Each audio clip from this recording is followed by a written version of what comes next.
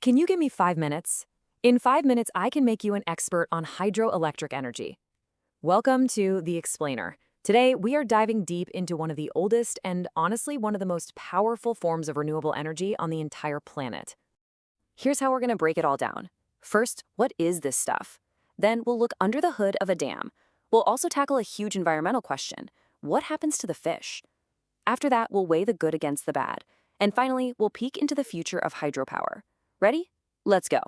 All right, first things first. What exactly is hydroelectricity? And, how big of a deal is it really? So, at its heart, the idea is incredibly simple and it's powerful.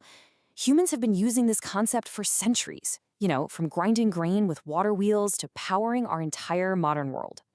The sun does the work, evaporating water that falls as rain, flows into rivers, and all we do is capture that motion. It's a beautiful, natural cycle.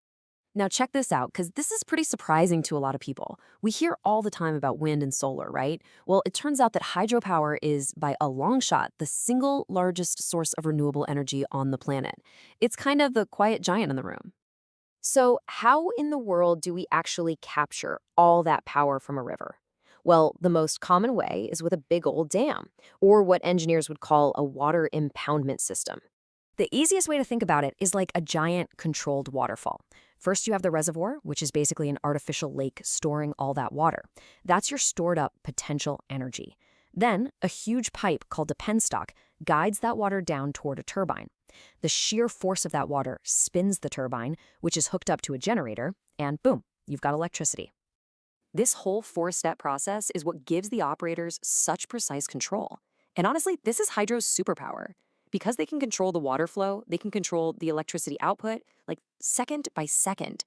That makes it unbelievably reliable. But, okay, let's be real. Building a massive concrete wall across a flowing river, well, that's obviously going to have some serious consequences for the creatures living in it. And this is a huge problem, especially for species like salmon. I mean, these fish have this incredible instinctual drive to travel hundreds of miles upstream, back to the exact spot where they were born so they can reproduce. A giant concrete wall is, well, it's a pretty major roadblock. But this is where human ingenuity is just so cool. To solve this, engineers have come up with some pretty wild solutions.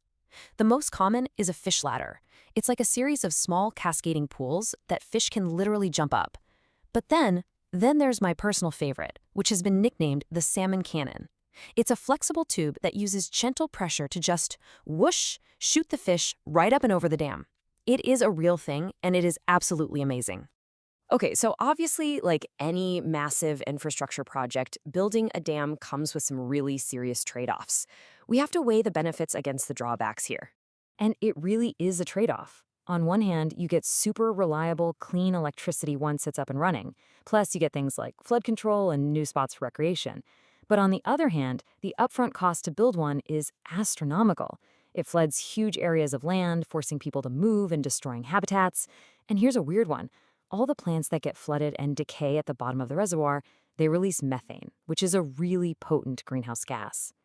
So, with all of that in mind, what does the future actually hold for this incredibly powerful energy source? Well, modern hydro projects are being built on a scale that is just it's hard to even wrap your head around. The Three Gorges Dam in China is the largest power station of any kind on Earth.